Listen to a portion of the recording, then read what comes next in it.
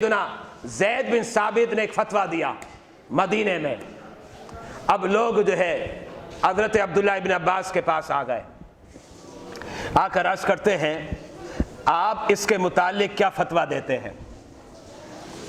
حضرت عبداللہ ابن عباس نے فتویٰ الگ دے دیا، جس کا مطلب یہ ہوا حضرت عبداللہ ابن عباس کا فتویٰ کچھ اور تھا اور زید بن ثابت کا فتویٰ کچھ اور تھا. اور یاد رکھیے گا یہ جو اختلاف ہے یہ علماء میں بھی رہا اور صحابہ میں بھی رہا، اور اسی اختلاف کے متعلق میرے آقا نے فرمایا اختلاف امتی رحمتن. جب میری امت کے یہ اختلاف ہو جائے تو یاد رکھنا یہ تمہارے لیے کیا ہوگا؟ رحمت ہوگا.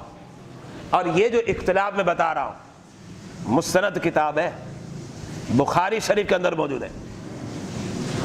امام بخاری نے لکھا کہ دونوں صحابہ کے درمیان ایک مسئلے کے بیچ اختلاف ہو گیا. حضرت سیدنا عبداللہ ابن عباس کا فتویٰ علیحدہ تھا اور حضرت سیدنا زید بن ثابت کا فتویٰ علیحدہ تھا.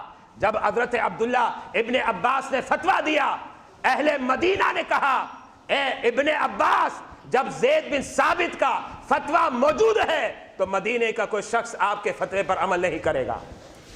کس کے فتوے پر عمل کرے گا؟ زید بن ثابت کے فتوے پر عمل کرے گا.